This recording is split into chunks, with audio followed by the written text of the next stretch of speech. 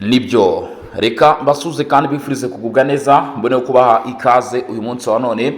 tariki 12 z'ukwezi kwa mbere umwaka w'ibihumbi 2025 aho tugiye kureba amwe makuru agezweho kugeza kuri saa cyangwa se byinshi byakomeje kugenda bivugwa byakomeje kugenda biba tukaba tugiye kuba twabigarukaho tuza abantu mu dukurikiranye muri mu bice bigiye bitandukanye amajyepfo amajyaruguru asaza uburengerazuba mu bice bitandukanye byose mu byukuri mbasuza kandi mbifuriza kugubwa neza uyu munsi wa none rero mu byukuri tukaba twagiye kugaruka ku makuru akomeye cyane akomeje kugenda avugwa hirya no hino mu bice bigiye bitandukanye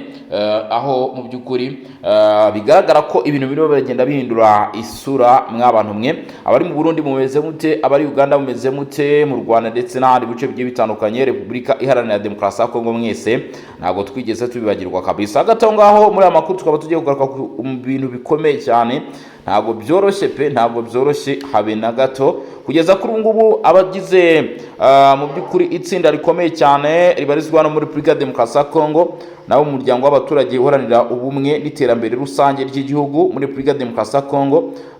ndetse n'abahagarariza societe civile muri Repubulika Demokarasi ya Kongo basohoye itangazo ryamagana amagambo herutse gutangazwa n'umukuru w'igihugu cy'u Rwanda Perezida Paul Kagame aho bavuga ko nta masezerano nta mateka nta tegeko mpuzamahanga ndetse riha uburenganzira u Rwanda ku butaka bwa Repubulika Iharanira Demokarasi ya Kongo ati ibyo ngibyo rwose mu byibagirwe nta nacwa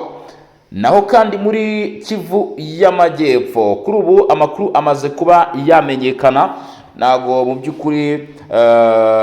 biramenyekana neza ariko biravuga ko ari kubw'impamvu z'umutekano guhagarika kwakira ubwato guturuka Uvira mu mujyi ubwerekeza mu mujyi wa Baraka ubu ngubu Baraka bafashe icyemezo rwose cyo guhagarika kwakira amato yose aturuka mu mujyi wa Uvira ku cyambu cya aho bita Mushimbake ndetse no ku nkombe zose z'ikiyaga ziri muri uyu mujyi wa Baraka umujyi wa gatatu munini muri Kivu y'Amajyepfo ni mu rwego rwo kwirindira umutekano izi ngamba nazo turazigarukaho ndetse no kwirinda mu byukuri abashaka kuzahungabanya umutekano ahangaha muri ibi bice nyuma y'amezi 4 afunzwe umwe mu hafi wa Matata Ponyo yimuriwe muri gereza ya Ndoro uyu akaba avugwaho ibikorwa bigiye bitandukanye no kugambana igihugu ndetse no gukorana n'ibitwe twaje intwaro nabyo turaza kubigarukaho muri aya makuru kandi si ibyo byonyine tugufitiye kuko tugufite n'ari makuru menshi cyane tuza kuba tukubwira cyangwa se tuza kugutangariza nibura abantu bane bishwe barashwe mu minsi 4 yonyine gusa n'inyeshyamba za FCM23 muri Sake ahani muri teritwari ya Masisi turagaruka kuri ubu bwicanyi buri kuvugwa ku nyeshyamba z'umutwe wa 23 ibiganiro bya Rwanda FCM23 ashinje Kinshasa kugenda bigura intege no gukoresha amayeri isaba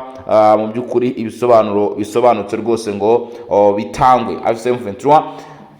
hari amakuru yandi tugiye kugarukaho hari watubwiye ati mutubwire ku bijyanye n'ibiganiro biri gutegurwa bishobora kuba hagati ya Joseph Kabila wabaye perezida w'iki gihugu ndetse n'abandi banyekongo batavuga rumwe n'ubutegetsi buri kugeza umunsi we na Antoine Felix Tshisekedi Tshilombo ibi nabyo ndabigarukaho ni ibiganiro by'abanyekongo hagati yabo ubwabo nimwe mu nzira mbere yakemuye amakimbirane hagati ya leta ya Kinshasa n'imitwe itwaje intwaro mu burasirazuba bw'igihugu bikavuga ko vuba bidatinze dushobora kuba twabona ibiganiro ariko ibiganiro icyo nakubwiraho mbere uko tubigarukaho ku buryo burambuye byateguwe n'abarimo mu byukuri amadini ihuriro ry'amadini ndetse cyitwa Kenko Felix Tshisekedi Tshilombo ariko niwe ufite ijambo rya nyuma ku bijyanye n'ibi biganiro n'ibigomba kuvugirwamo ndetse n'imyanzuro igomba gufatirwamo ubwo ube hafi tubigarukeho uhari by'umwihariko watanze igitekerezo cyavuga ati rwose muze kutubwira kuri aya makuru nizera ko uza kuba unyuzwe kabisa hanyuma rero ku bantu mutarakanda subscribe kuri Barore TV munyarukiro kabisa uraza kura kuri page yacu cyangwa se kuri chaîne yacu uraza kwita uyibonaho cyangwa se ugiye muri groupe yacu WhatsApp yasonga mbere urareba link twagupiringiyeho hejuru uraza kuyigeramo ni mu gihe kandi kujya muri groupe yacu WhatsApp kuba tarabasha kubona uburyo uraza kunyura muri comment rero link naho tuguterekiramo ikugezeyo ibitekerezo inyunganizi ni by'ingenzi kandi by'agaciro bitari ibyo imitima muri comment ubundi reka twimatatwe kuko tuba tugufite n'andi makuru menshi cyane ngira ngo abadukurikirana murabizi ni nayo mpamvu usabwa kugenda akantu kandi kuva ku munota wa mbere kugeza kwa nyuma kuko ibyo tuvuga akenshi mu by'ukuri aba ari ingenzi kuri buri umwe uwo ari we wese reka rero twinjira muri aya makuru duhere ku bijyanye n'iri tsinda rwose ryo muri Repubulika Iharanira Demokarasi ya Kongo ryashyize hanze inkuru ikomeye cyane bavuga bati yaba mu mateka yaba hehe nta burenganzira u Rwanda rufite ku butaka bwa Repubulika Demokarasi ya Kongo ndetse n'ibihakorerwa. Umuryango w'abaturage uharanira ubumwe n'iterambere rusange, abahagarariye za societe civile muri Repubulika Iharanira Demokarasi ya Kongo baje gusohora itangazo ryamagana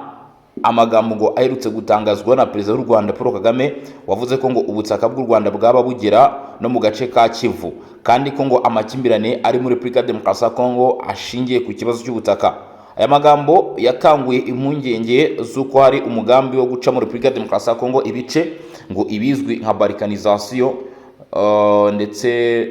ngo kandi akaba ariho umutwe wa 23 ushaka kubikora ushyigikiwe n'ibihugu by'ibituranyi nova uyu mugambi wa balkanization. N'itangazo ryashyizwe ahagaragara ku munsi w'ejo ku cyumweru tariki 11 Mutarama 2026, wo bita Pashe Bushombe Matibishi, umuhuzabikorwa mukuru w'uyu muryango w'abaturage uharanira ubumwe n'iterambere rusange, yavuze ko ayo magambo ari binyoma. Avuga ko ayo magambo ateye inkeke kandi ayo magambo mu by'ukuri agamije guhindura amateka ku bushake. Yagize ati ayo magambo ni uguhindura amateka ku mugaragaro kandi ni iterabwoba rikomeye ku busugire bw'ubutaka bwa Repubulika Iharanira Demokarasi ya Kongo.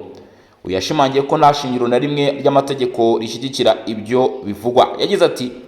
nta masezerano namwe, nta mateka namwe, nta tegeko na rimwe mpuzamahanga ryigeze riha u Rwanda uburenganzira ku butaka bwa Kongo. Intara za Kivu y'Amajyepfo, intara za Kivu y'Amajyaruguru ni iza Repubulika Demokarasi ya Kongo kandi zizahora ari iza Repubulika Iharanira Demokarasi ya Kongo. Maître Bashombe yanenze kandi ituze ryagaragaye mu banyapolitike n'abanyabwenge bamwe b'abanyekongo, cyane cyane abo muri Kivu, ubwo aya magambo yavugwaga ntibagire mu by'ukuri igitekerezo batangaho. Yagize magambo ye avuga ati rwose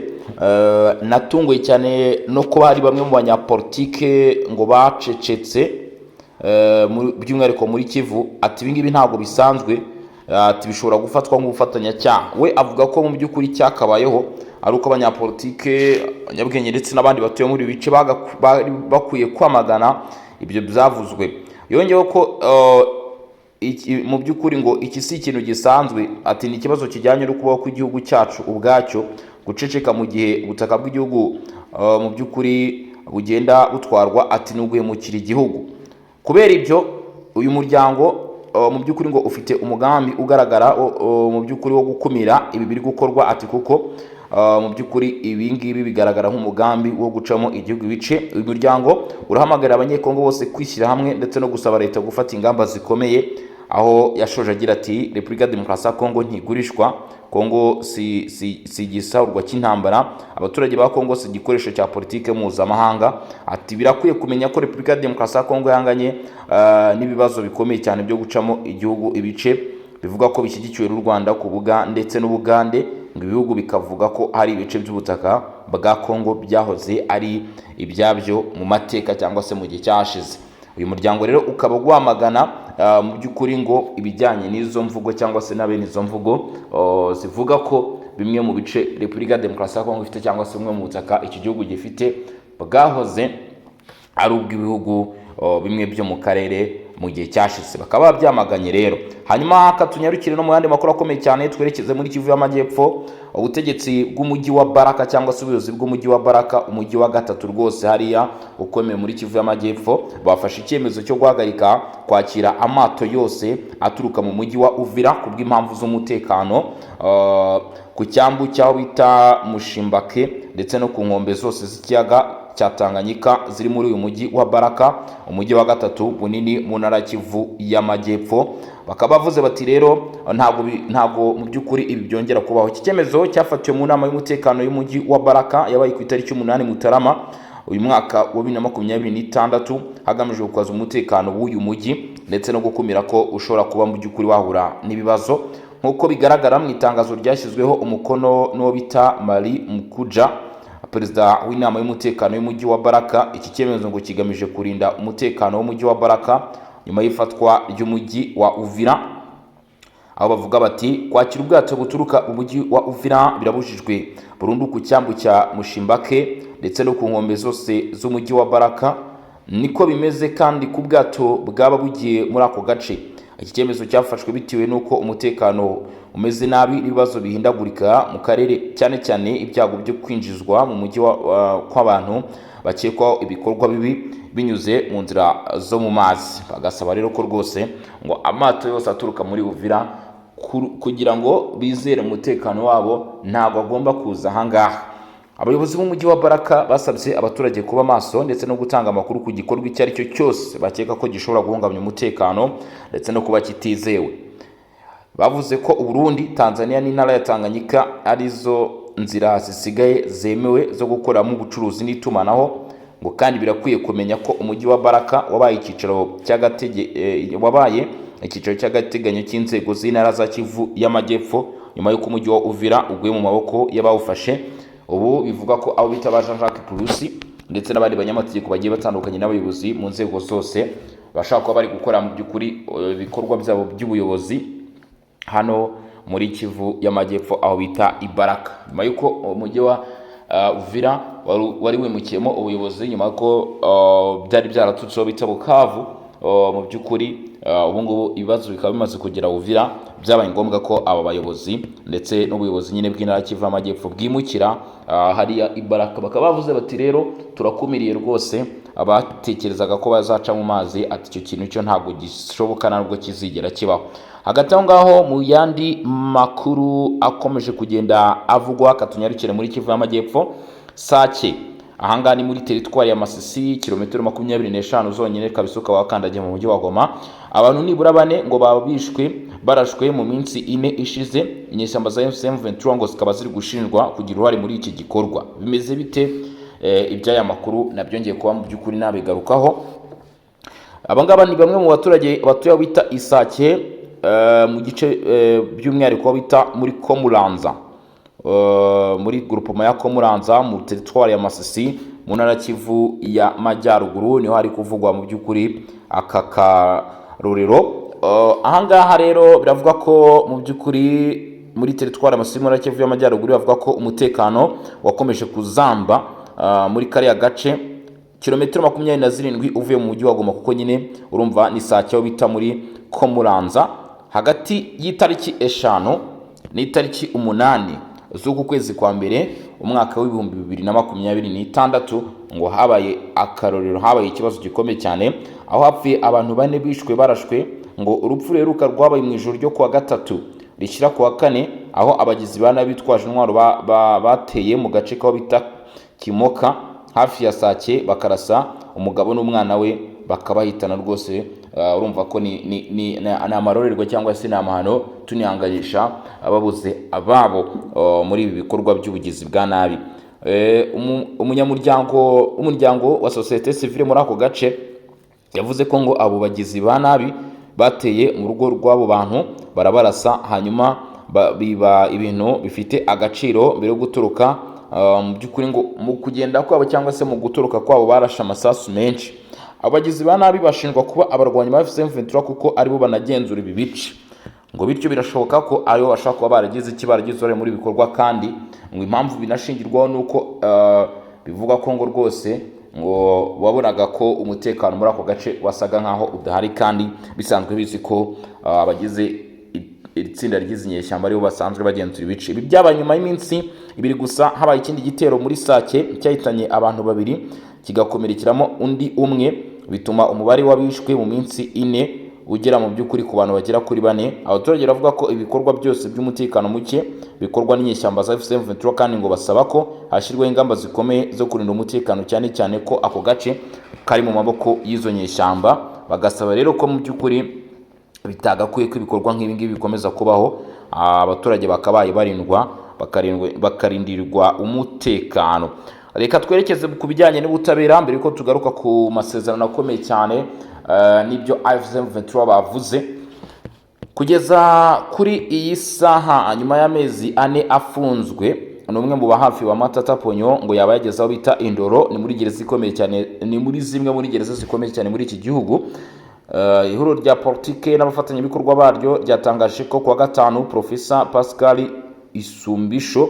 Mwapu, umujyanama mu bya politike w'umunyapolitike utavuga rumwe n'ubutegetsi Augustin Matata Ponyo, yimuriwe muri gereza ya gisirikare yaho bita Ndoro i Kinshasa nyuma y'amezi 4 yari amaze afungiwe mu nyubako mu by'ukuri z'urwego rushinzwe ubutasi bwa gisirikare n'iperereza. Mu itangazo ryasohotse ku itariki 9 Mutarama, mu by'ukuri umuryango w'ihuriro rya politike n'abafatanyabikorwa bawo bavuze ko ngo uku kwimurwa kwabaye ku itariki 8 Mutarama nyuma y'amezi 4 afungiwe ngo ahantu hatemewe n'amategeko kandi bikorwa mu buryo bw'igitugu nk'uko babyise. Professor Isumbisho yari yaratawe muri yombi ku itariki 9 Nzeri 2025. Rero rivuga ko ngo umwe mu barishinze ashinzwe ubufatanye n'inyeshyamba za M23 mu buryo butari bwo, ngo rikavuga ko ibyo birego bidafite ishingiro kandi bidafite impamvu za politike, n'abafatanyabikorwa baryo iri huriro banenze ibyo bise gukandamizwa kwa politike, gukoresha ubutabera mu nyungu za politike ndetse no gucecekesha abatanga ibitekerezo binenga ubutegetsi. Mu itangazo ryaryo RGD n'abafatanyabikorwa iri huriro risaba kubahirizwa uburenganzira bwo kwiregura, guhagarika ifungwa rikorwa mu buryo butemeye ndetse ngo nicyo bagasaba kurekurwa byihuse kandi nta mananiza kwa Profesa Pascal Isumbisho, aho bavuga ko ngo nta cyaha cyemejwe n'amategeko kimufunga, ndetse ngo mu by'ukuri birakwiye. Bibaye mu gihe opposition muri Republika ya Demokarasi ya Kongo ngo yabiri kwibaka bundi bushya igice cy'abatavuga rumwe n'ubutegetsi cyashinze ihuriro rishya rya politike ryitwa Turokore Repubulika Iharanira Demokarasi ya Kongo riyobowe n'uwahoze ari Perezida Joseph Kabila. Iri huriro rihuza abanyapolitike batandukanye bo muri opposition barimo Augustin Matata Ponyo, Frank Diongo, Seth Kikuni ndetse na Andre Claude Rubaya, hamwe n'abahagarariye societe civile. Mu itangazo rya nyuma ryabo bemeye ko igihugu gifite ikibazo gikomeye cya politike n'umutekano, basaba ko habaho ibikorwa bihuriyeho bigamije ubwiyunge bw'igihugu. Tukiri kuri aba batavuga rumwe n'ubutegetsi, ubutegetsi bwa Kinshasa ngo bwa burimo burategura rwose mu by'ukuri ibiganiro hagati y'abanyekongo ubwabo n'abatavuga rumwe n'ubutegetsi. Nyine ibiganiro by'abanyekongo hagati yabo ubwabo ni imwe mu nzira mu by'ukuri yifashishwe na mbere yakemuye amakimbirane hagati ya leta ya Kinshasa n'imitwe yitwaje intwaro mu burasirazuba bw'igihugu. Ngo ubu iyi nzira itavugaho rumwe isa n'iyaba igiye kugeragezwa nanone. Ni ibiganiro bikunze kwitwa mu by'ukuri dialogue politique intercongress mu by'ukuri cyangwa dialogue national. Bamwe mu batavuga rumwe n'ubutegetsi mu mezi yashize babigaragaje nk'inzira nyayo yo gukemura amakimbirane mu burasirazuba bwa Repubulika ya Demokarasi ya Kongo n'ibindi bibazo by'imbere mu gihugu, nubwo abo ku ruhande rwa leta atari gutyo babibonaga. Ubu umuvugizi wa leta ya Kinshasa Patrick Muyaya yemeje ko ibiganiro bya politike birimo gutegurwa n'ibiro bya perezida w'igihugu hamwe n'ihuriro ry'amadini rizwi nka Kenko ngo kandi bizabera muri Repubulika ya Demokarasi ya Kongo. Umwaka ushize iri huriro rya Kenko ryakomeje gusaba ko haba ibiganiro nk'ibi nk'inzira yo gukemura ibibazo bya Repubulika ya Demokarasi ya Kongo. Muri Kanama umwaka ushize no kuva mu kwezi kwa 8 mu mwaka wa 2025 batanze imbata cyangwa se twakwita nka road map yuko ibyo biganiro bidaheza ibyo guhuza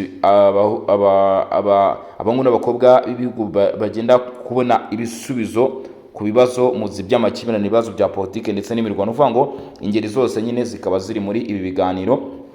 mu by'ukuri ngo byafatirwamo igisubizo gishobora kuba cyiza ku bijyanye n'amakimbirane mu burasirazuba bwa Kongo. Biravugwa mu gihe amasezerano ya Nairobi, amasezerano ya Doha ndetse na Rwanda ari gushidikanywaho n'abagize itsinda ry'umutwe w'inyeshyamba za 23. Kuri ubu M23 irashinja Kinshasa kugenda biguru ntege no gukoresha amayeri basaba ubusobanuro busobanutse kandi bwimbitse. Umutwe witwaje intwaro wa M23 ufatwa nk'umwe mu bagize uruhare runini mu bibazo by'umutekano muke muri Repubulika ya Demokarasi ya Kongo kandi umuryango w'abibumbye ukavuga ko ufashwa na leta y'u Rwanda, uri mu mitwe yatumiwe n'umukuru w'igihugu cya Angola João Lourenço ndetse no kuganira ku kibazo cya Kongo. João Lourenço kandi ni perezida w'umuryango wa Afurika yunze ubumwe muri iki gihe. Mu ibaruwa yasohoye ku cyumweru tariki 11 Mutarama, M23 yavuze ko ishimira umuhate wa Angola mu gushaka amahoro ariko igaragaza impungenge n'ibibazo byinshi. Colonel Nanga umuhuzabikorwa wa M23 yavuze ko bifuza gusobanurirwa neza icyo izi nama za Rwanda zigamije, niba ari ugutangiza indi nzira nshya y'ibiganiro, niba ari inzira ijyana n'ibiganiro biri kubera i Doha muri Qatar, cyangwa niba ari uburyo bwo kubishyigikira ndetse no kubikomeza. Basabye kandi kumenya neza icyerekezo n'azaza h'ibiganiro bya Doha kugira ngo hatabaho gusenya ibyo byari bimaze kugerwaho. AFC M23 kandi yasabye kumenya niba Qatar iri kuyobora ibiganiro bya Doha yaba izagira uruhare mu biganiro bya Rwanda n'uruhare rwayo nyakuri muri uwo murongo wose w'ubuhuza. Uyu mutwe wanenze ukwiyongera kw'inzira nyinshi z'amahoro zidahuye Nairobi, Rwanda, Doha ndetse ngo nta n'imikoranire isobanutse hagati yazo. Yavuze ko ibi bitera urujijo, kuvuguruzanya ndetse no gutakaza icyerekezo bigatuma inzira y'amahoro idatanga umusaruro. By'umwihariko AFC M23 ngo ishinja guverinoma ya Kinshasa kugenda bigura intege no gukoresha amayeri igahindura aho ibiganiro bibera itabimenyesheje neza abahuza. Yatanze ingero zirimo ibiganiro byatangiriye Nairobi byimurirwa i Rwanda nta bwumvikane n'ubuhuza bwa Kenya buriho, nyuma bigahindurirwa i Doha nta guhuza na Angola. Hiyongereho icyifuzo cya Perezida Felix Tshisekedi cyo kugirana ibiganiro binyuze mu buhuza bwa Leta Zunze Ubumwe za Amerika, nabyo ngo